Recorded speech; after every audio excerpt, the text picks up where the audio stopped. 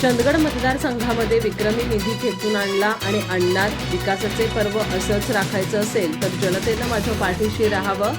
आमदार राजेश पाटील यांनी केले चंदगडच्या जनतेला आवाहन. चंदगड तालुक्यातील निट्टूर घुलेवाडी दरम्यानच्या ओढ्याच्या कामाचा झाला शुभारंभ. चंदगड मतदारसंघासाठी गेल्या 4 दशकात जितका निधी आला नव्हता तितका निधी गेल्या 4.5 वर्षात खेचून आणलाय असं प्रतिपादन आमदार राजेश पाटील यांनी केलं.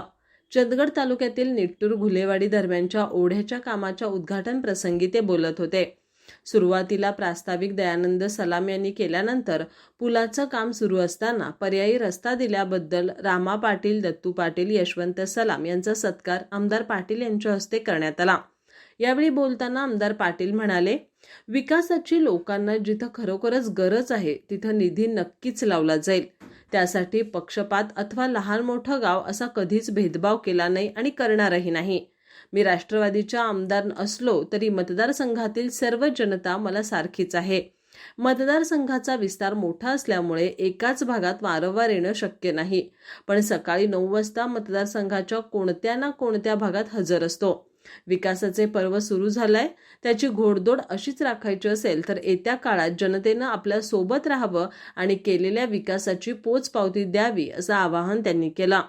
यावेळी निट्टूरचे सरपंच गुलाब पाटील, घुलेवाडी गावचे सरपंच युवराज पाटील, म्हाळेवाडीचे सरपंच चाळोबा पाटील यांनी पंचक्रोशीतील सर्व ग्रामस्थांच्या वतीनं अत्यंत गरजेच्या पुलासाठी 1,25,00,000चा निधी दिल्याबद्दल आमदार राजेश पाटील यांचा सत्कार केला. यावेळी अशोकराव देसाई, बंडू चिगरे, S.L. पाटील, चंद्रकांत कुंभार, बंडा लोगो, शिवाजी कोकितकर, भरत रेडेकर, बाबू सांबरेकर, M.R. पाटील, राजीव जाधव, दिनकर पाटील, सचिन पाटील, पुंडलिक पाटील, भरत खवणेवाडकर, K.N. पाटील, एकनाथ पाटील, अनिल पाटील, उत्तम गिरी, दिनकर सलाम, सचिन पाटील, विनायक पोटेकर आदींसह ग्रामस्थ उपस्थित होते.